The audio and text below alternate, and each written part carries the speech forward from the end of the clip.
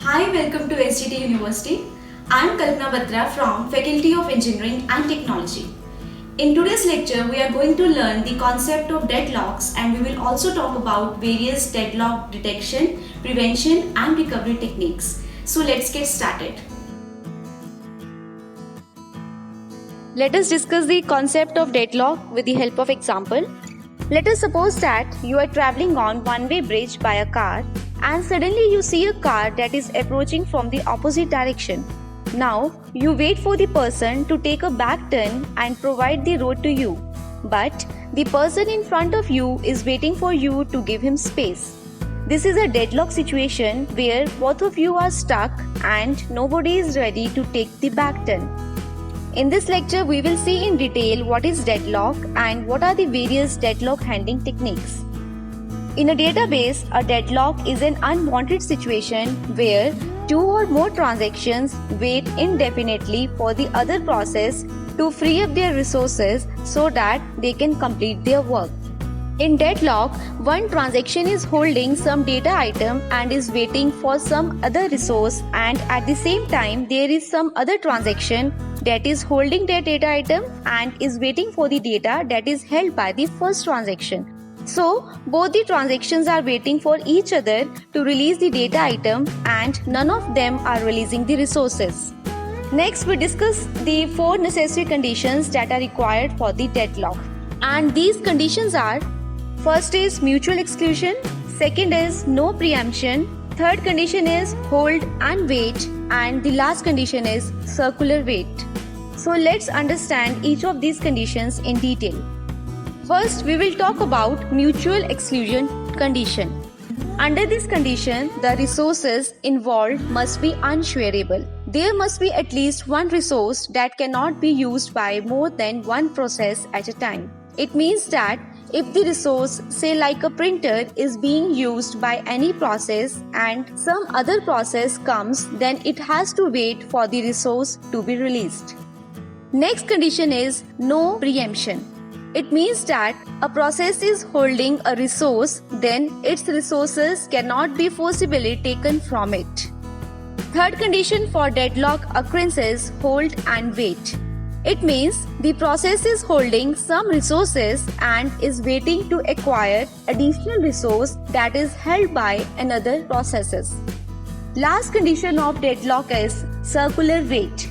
A condition where a process is waiting for a resource that is being held by second process and second process is waiting for third process and so on, and the last process is waiting for the first process. In this way, it will result in making a circular chain of waiting. Thus, in circular wait, a chain of processes exists in which each process waits for one or more resources that is held by the next process in the chain. If all of these 4 conditions hold simultaneously, then a deadlock may occur. Now we are going to talk about various methods of handling the deadlock. There are 4 main approaches to handle the deadlock, and these approaches are: first is deadlock ignorance, second is deadlock prevention, then deadlock avoidance, and last is deadlock detection and recovery. So let's discuss all these approaches in detail.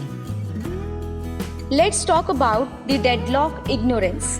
This is widely used technique to handle the deadlock. This approach is also known as ostrich approach. Whenever a deadlock situation occurs, we simply ignore the deadlock. Now the question arises, why instead of dealing with deadlock, we ignore the deadlock? So let's discuss why we are ignoring it. Well, it is believed that deadlocks are very rare and cost of deadlock handling situation is high. So in that case, ignoring is better solution than handling it. Moreover, if we write the code for deadlock, the performance and speed of the system will also get degraded. Let's take the example of operating system. If the time requires handling the deadlock is higher than the time required rebooting the Windows, then rebooting would be a preferred choice considering that deadlock are very rare in Windows. Unix and Windows take this approach. Now let's talk about the another deadlock handling method, that is deadlock prevention. There is a very famous proverb that prevention is better than cure. So it's better to prevent the system from deadlock condition than to detect it and then recover it. Deadlock prevention method is suitable for large databases. Deadlock can be prevented if the resources are allocated in such a way that deadlock never occurs. The database management system analyzes the operations of the transaction, whether they can create a deadlock situation or not. If they do, then the DBMS never allow that transaction to be executed. Deadlock prevention mechanism proposes two schemes using timestamps. And these schemes are: first is wait die scheme and second is won't wait scheme. So let's talk about these schemes in detail. First is wait die scheme. Let us suppose that there are two transactions, transaction T1 and the transaction T2, and let the timestamp of any transaction T is timestamp of transaction T.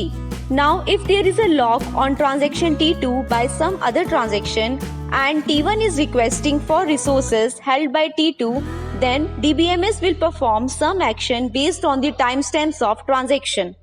If timestamp of T1 is less than the timestamp of T2, then it means that T1 is the older transaction and T2 has held some resource that T1 wants. Then it allows T1 to wait until resource is available for the execution. It means that if a younger transaction has locked some resources and older transaction is waiting for it, then older transaction is allowed wait for it till it is available. Next condition is, suppose that if transaction T1 is older transaction and has held some resource, and if transaction T2 is waiting for it, then transaction T2 is killed and restarted later with the random delay but with the same timestamp. It means that if the older transaction has held some resource and younger transaction wait for it, then younger transaction is killed and restarted with very minute delay with the same timestamp. This scheme allows the older transaction to wait but kills the younger one. Next we talk about won't wait scheme. In won't wait scheme, if the older transaction requests for a resource which is held by the younger transaction, then older transaction forces younger one to kill the transaction and release the resource. But if the older transaction has held a resource which is requested by the younger transaction, then younger transaction is asked to wait until the older release it. Next deadlock handling approach is deadlock avoidance. Most of the deadlock prevention algorithms have poor resource utilization and practically they are impossible to implement. So we can try to avoid deadlocks by use of prior knowledge about the usage of the resources available, resources allocated, future resources request and future released by the processes. Most deadlock avoidance algorithms need advanced knowledge of the maximum number of resources of each type that it may need. However, the main challenge with this method is predicting the resources required before execution. Banker algorithm is a deadlock avoidance strategy. Next, we are going to discuss the deadlock detection and the recovery approach.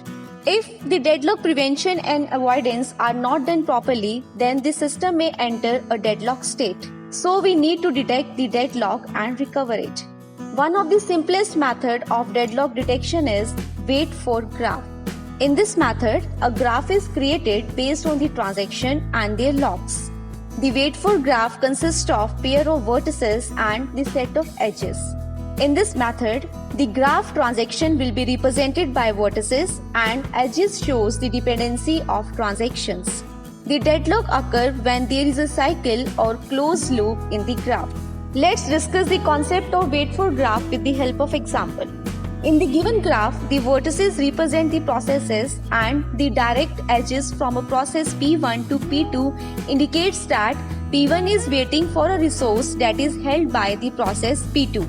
Here, the wait for graph represents a deadlock situation in which the process P1 is waiting for the resource that is held by the process P2, whereas process P2 is waiting for the resource that is held by the P3 and so on.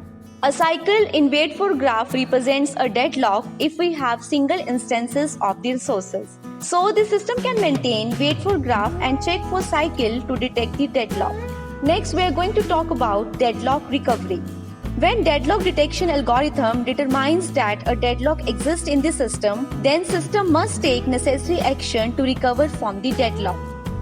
There are 3 actions that should be taken, and these actions are select a victim, roll back, and prevent starvation. So let's talk about all these methods in detail. First, we are going to discuss the selection of victim. To recover from deadlock, it is necessary to break the cycle in wait for graph. And to break this cycle, roll back any of the deadlock transaction, and the transaction which is rolled back is known as victim. There are various factors to determine the victim, and these factors are: first is cost of transaction, next is how many more data items the transaction need to complete its task, next factor is how many data items will get affected by its rollback, and next is how much the transaction is completed and how much is left. Next step of recovery is rollback. Now, after the selection of victim, the transaction will get rolled back. Once we have decided that a particular transaction must be rolled back, then we must determine how far this transaction should be rolled back. There are 2 types of rollback to break this cycle: total rollback and partial rollback. First, we talk about total rollback. Total rollback is a simple technique, and in total rollback, the victim is rolled back completely and then restarts. Whereas in partial rollback, transaction gets rolled back up to the point which is necessary to break the deadlock. Here, the transaction is partially rolled back. However, partial rollback is effective technique, but the system has to maintain additional information about the state of running transaction. Third action that is required for the recovery is to prevent starvation. Sometimes a same transaction is rolled back several times and never get completed, which causes starvation of that transaction. Now, to prevent starvation, set the limit of rollback. It means we must be ensured that a particular transaction is rolled back for finite times. So today we learned what is deadlock and what are the various deadlock detection, prevention and recovery techniques. In our next lecture, we are going to talk about the various type of schedules that exist in database management system. Till then, keep learning, keep growing. See you next time.